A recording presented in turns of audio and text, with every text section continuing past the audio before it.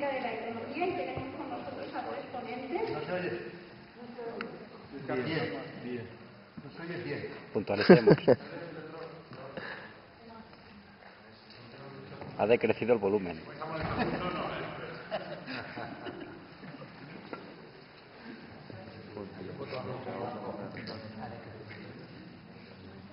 Ahora bien. Ahora sí. Depende. A ver. Bien, pues repito, buenas tardes y bienvenidos todos a esta tercera plenaria de la Primera Universidad de los Verdes.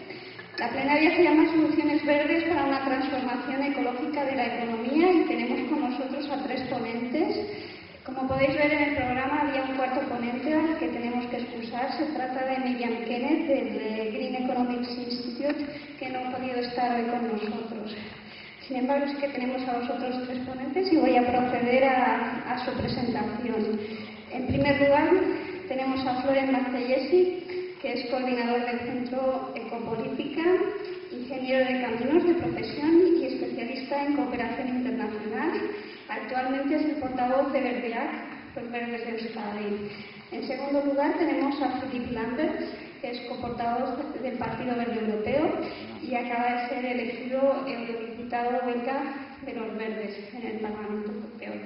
Y por último tenemos a mi izquierda a Félix Ballarín y a Joaquín Arquet, que son ambos agricultores ecológicos, fundadores del proyecto del campo a casa, y nos van a comentar el proyecto que tienen. Así que voy a dar la palabra a Floren, que nos va a hablar sobre la crisis económica desde la economía ecológica.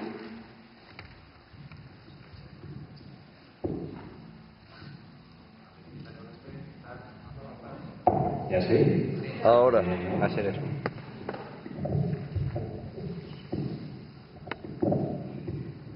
Vamos a estar cómodo.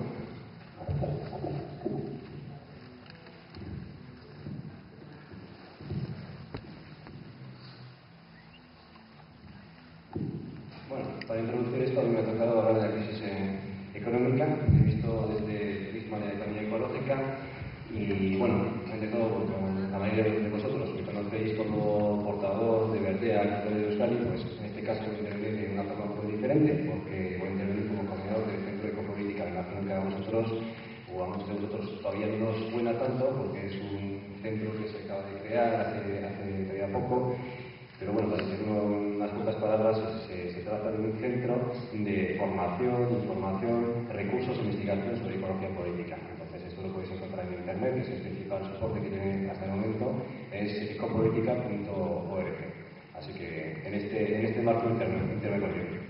Entonces, pues, para empezar, yo creo que introducir las tres ponencias que tenemos hoy para dar diferentes puntos de vista. A mí me va a tocar, sobre todo, pues, hablar de crisis económica y además, si lo puedo hacer, lo voy a hacer con vosotros desde más bien la teoría de la economía ecológica, es decir, o por qué podemos criticar las principales teorías económicas existentes actualmente dominantes y hasta dónde tenemos que caminar para justamente encarnar mejor un mundo que sea viable, justo y sostenible. Entonces, pues, para introducir el tema, parece que en esta crisis financiera, desde que estalló, pues no se nos olvidó una cosa, es decir, que todos hablamos de la crisis de los subprimes, hablamos de los activos tóxicos, hablamos de la liquidación de las acciones, hablamos de cómo salir del paso a través de mayores créditos para los bancos, para su liquidez, pero nos olvidamos de una cosa muy importante, que la crisis financiera, entre todo, es una crisis ecológica, y eso además lo vimos el año pasado, y parece que ya nos hemos olvidado de esto. No sé si acordáis lo que pasó el año pasado, aquí en España, aquí en Aragón, aquí en Europa, también en el resto del mundo. ¿Os acordáis? A nivel ecológico, a nivel de economía ecológica. ¿Qué pasó? No pasó nada. Tuvimos una vida feliz, contentos todos y todas. Madre mía, sois militantes verdes, eso lo sabéis. Esta es la pregunta del millón. Entre todas las cosas de crisis ecológica, ¿cuál es la que tú quieres que sepamos? ¿Tú qué dirías? Pues muchas diferentes. Pero sobre todo, si os suenan las materias primas, ¿qué pasó con el precio, por ejemplo, del petróleo? ¿Qué pasó con el precio del arroz? ¿Qué pasó con el precio de maíz? Se disparó el año pasado. Aquí tengo unas cuantas cifras para recordarnos también lo que pasó. Biocombustible. Esos son Está hablando de de biocombustible. Chicago. Por ejemplo, pues tenemos el petróleo, en el 2008, en un año ha subido el 52%, por ejemplo. Tenemos el aceite de palma, más 40%. Tenemos el maíz, más 63%. O tenemos el arroz, más 76% de subida en un año. Hasta tal punto que mucha gente pensaba que teníamos que crear una OPE del arroz el año pasado, que se hablaba de esto. También se decía que íbamos a faltar de arroz en el mundo.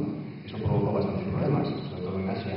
Mientras tanto en México, con las tortillas, ya sabéis que comen tortillas de maíz, y son fundamental para ellos, pues ellas no tenían para qué comer. Y eso, sobre todo, lo que nos olvidamos es la relación que existe con la crisis financiera. Es decir, los primeros afectados por la crisis ecológica, es decir, por la subida de las materias primas, tanto energía como alimentos, fueron de todos los más pobres, los más desfavorecidos. Y eso pasó en Estados Unidos. Es decir, los hogares que destinan, por ejemplo, entre un 10 y 30% de sus sueldos a energía, o entre el 10 y el 20% de su sueldo a pagar alimentos, pues son los primeros que luego, cuando suben los precios, ya no pueden pagar, por ejemplo, sus deudas que tienen con los bancos. Entonces son los primeros que no pueden pagar esto y los bancos son los primeros que ya no pueden hacer frente a la crisis. Y aquí siempre terminamos esta primera parte. Porque lo que pasa, y eso también lo decimos desde la economía ecológica, es que hay un eslabón que siempre se olvida en las teorías económicas, que es el flujo de materiales, el flujo de energía. Siempre hacemos la diferencia en las teorías clásicas entre lo que se llama la economía financiera, que crea las burbujas, por ejemplo, y la economía real, es decir, la economía productiva. Pero nosotros vemos una tercera cosa,